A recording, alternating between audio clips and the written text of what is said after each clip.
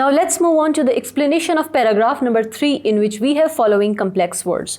The first word is bluff, जिसका उर्दू में मतलब है पहाड़ या फिर खाई, while in English it means slope or cliff.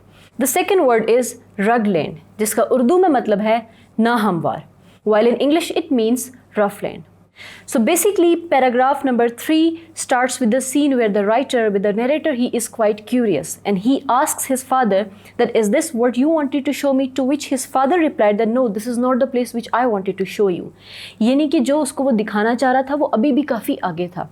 और फिर वो कहने के बाद उसका फादर एक बहुत ही खड़ी पहाड़ी की तरफ चढ़ने लगता है और वो इतनी ऊंची पहाड़ी थी और उस पे दरख्त ऐसे लगे हुए थे और वो इतने ऊंचे दरख्त थे कि उनको देख के यूँ लग रहा था कि उनके हाथ बादलों की तरफ हैं और वो बादलों से खेल रहे हैं।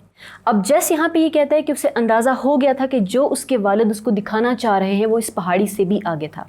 और फिर वो ये हमें बताता है कि वो हमेशा यहाँ पे आता रहा लेकिन पिछले 3 साल से वो यहाँ पे नहीं आया और ये जगह बहुत ही खूबसूरत थी, उसने ऐसी जगह कहीं भी नहीं देखी। यहाँ पे बहुत खूबसूरत जंगली फूल और बहुत सारे दरख्त थे।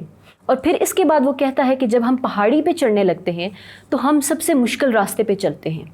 और राइटर ये देखता है यहाँ पे कि बहुत सारे रास्ते होते हैं यहाँ पे। सबसे पहले जो रास्ता होता है वो बहुत सीधा और बहुत आसान होता है, उसके बाद आने वाला रास्ता उससे भी ज़्यादा मुश्किल हो जाता है, यानी कि जो रास्ते होते हैं वो पिछले से ज़्यादा मुश्किल और ज़्यादा डलवान वाले होते हैं। तो यहाँ पे वो अपने फादर से पूछता है कि यहाँ बाकी रास्ते भी तो इतने आसान हैं, हम सबसे मुश्किल और खड़ा वाला रास्ता क्यों ले रहे हैं। जिस पे उसके फादर उसको ये बताते हैं कि ये तमाम रास्ते एक ही मंजिल की तरफ जा रहे हैं, मैं आपको बाद में इसकी वजाहत करूँगा कि मैंने सबसे मुश्किल वाला रास्ता क्यों चुना। और यहाँ पे पैराग्राफ नंबर 3 ख़त्म हो जाता है। I hope you have understood the explanation of paragraph number 3. Thank you.